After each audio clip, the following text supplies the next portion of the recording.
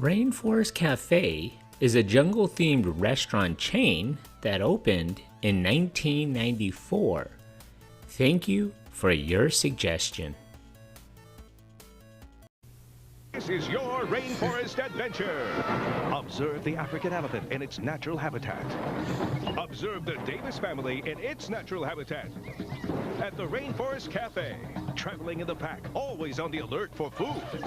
And fun. And fun food, like savory mojo bones.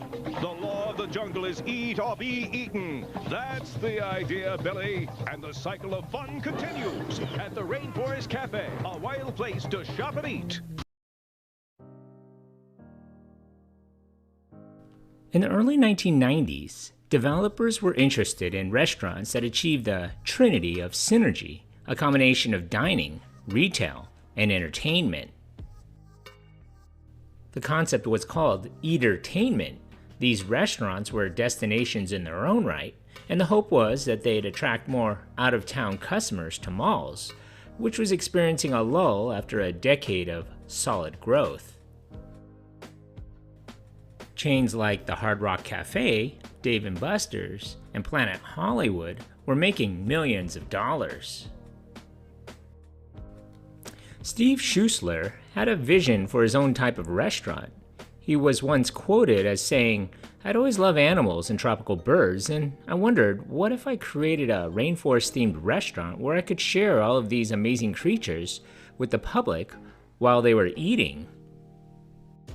The first Rainforest Cafe, at least in its original concept, was born in Steve Schuessler's Minneapolis home. After basically selling everything he owned, the former advertising salesman covered his house in his restaurant pitch: artificial waterfalls, tumble-down custom-made rock formations, animatronic crocodiles bobbed their heads, and speakers piped in the roar of a tropical thunderstorm. Schuessler used 3,700 extension cords to power the 20 different sound systems, lights, and fog pumps for this prototype. There was also the animals: 40 tropical birds, 2 150-pound tortoises, a baboon, an iguana, and a bevy of tropical fish housed in 10 300-gallon fish tanks. A greenhouse laboratory he had installed on the roof not only housed a full bar and tables, but also real butterflies bred to determine how long they would survive and whether they would fall on the food. Schuessler invited investors to his home each week for tours. His creation blew them away, but didn't attract any bites. Eventually, as Schuessler teetered on financial collapse, an investor named Lyle Berman, made rich by founding Minneapolis's Grand Casinos, came by Schuessler's homemade jungle. After a few visits, the idea grew on him and he took a chance on the concept, investing $1.2 million and becoming Rainforest Cafe's first chairman and CEO. Schuessler and Berman came in at the right time. Their home state already had the perfect place to open a rainforest-themed restaurant experience, live animals and all.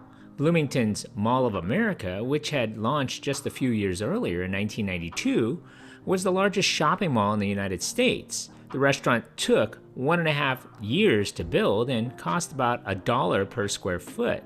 It would go over budget by over $1 million. The Rainforest Cafe would open its doors on February 3, 1994, and within a week, the wait for a table was as much as 3 hours.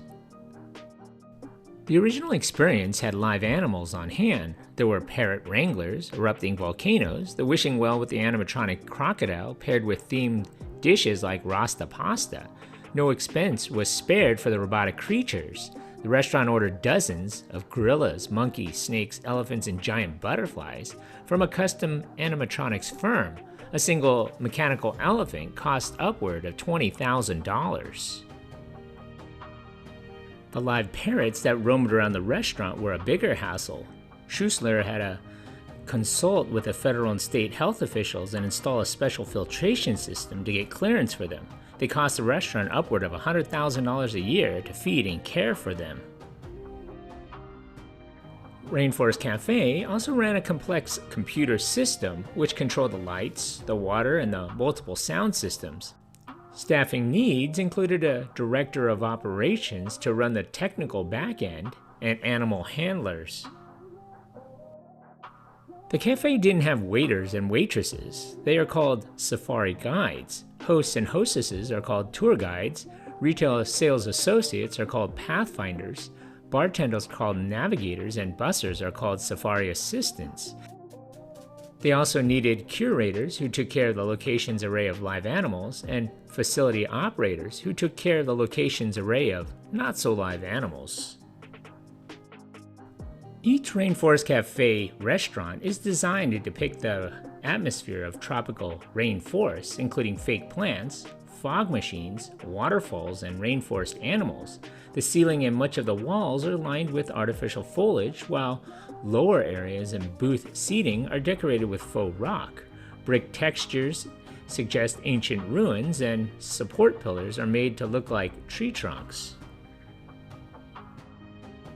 Often, there's a waterfall with a fountain in the dining area, with a statue depicting Atlas holding up the earth to communicate a conservation message. Papier-mâché birds and butterflies are suspended from the trees, and other whimsical rainforest creatures are mounted as though climbing on the walls or peeking through the foliage.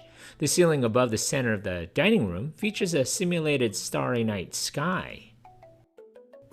Animatronic animals are spread throughout the restaurant. These include butterflies, elephants, gorillas, leopards, orangutans, chimpanzees, macaws, monkeys, and tigers, though this will vary by location.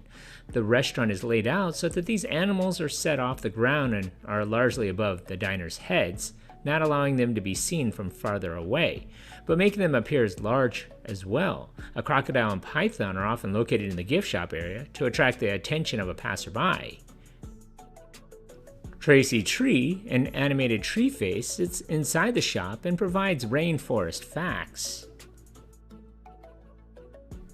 A retail village is located in the front of the dining area with an assortment of souvenirs that are rainforest themed or branded with the Rainforest Cafe logo. A small water feature with an animatronic crocodile is located just outside the shop, in which visitors are invited to toss coins. Rainforest Cafe would serve the signature rainforest-themed dishes, including Rasta Pasta and the sparkling Volcano, a three-wedge-shaped brownies propped up by vanilla ice cream and whipped topping on top, drizzled with chocolate and a caramel sauce. They would also have the usual fare like hamburgers, fries, and chicken strips. The restaurant grossed $15 million in its first year. Around 25% of Rainforest Cafe's revenue came from its retail stores, which you had to walk through to access the restaurant. Kids bought stuffed animals, t-shirts, and puppets by the truckload. In the next few years, quite a few Rainforest Cafes would pop up across the US, as its stock, which started at $6 a share after its initial public offering in April 1995, went from $22 a share in October of the same year to about $50 in June of 1996, bringing in millions more in capital for further expansion. From 1995 to 1998, sales rose nearly 100% year over year, and the stock skyrocketed from $3 to over $30 per share. At the time, Schuessler's reported 780,000 shares were worth $26.5 million. In that same year, a new cafe opened at Walt Disney World Resort in Orlando, Florida. A second opened at the Animal Kingdom in 1998. By 1999, Rainforest Cafe had more than 30 locations all over the world. Each location was reportedly grossing $8 million a year, making it the most lucrative restaurant in the nation on a per-store basis. By the turn of the millennium, the numbers were faltering. In July of 2000, Rainforest Cafe posted net losses of $101.6 million on a net income of $3.9 million. In the year 2000, Rainforest Cafe was sold to Landry's Restaurants Incorporated, a company that owns over 500 restaurant, hotel, casino, and entertainment destinations, including Bubblegum Shrimp Company and McCormick & Schmick's, for $74 million. After the landry sale, things changed. Menu items, decor, but most importantly, Schuessler's live birds, which cost each location $100,000 a year, were scrapped. His original vision had been killed, along with the jobs of many of the animal care specialists and curators.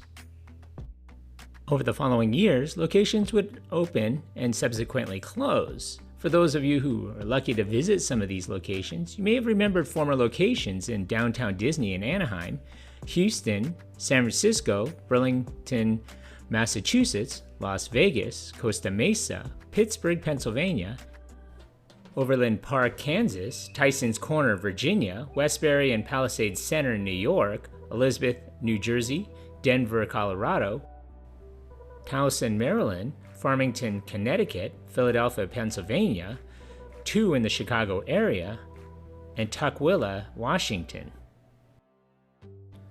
I have been personally to the one in Ontario Mills in Ontario, California, and the former location in downtown Disney in Anaheim, California.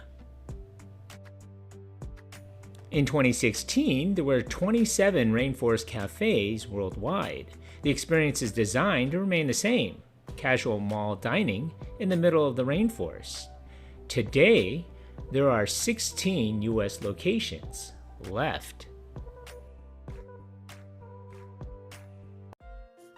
So what do you remember about this place? Leave a comment or a suggestion for a future video below. And if you haven't already, hit that like button and don't forget to subscribe to my channel. Thanks for watching.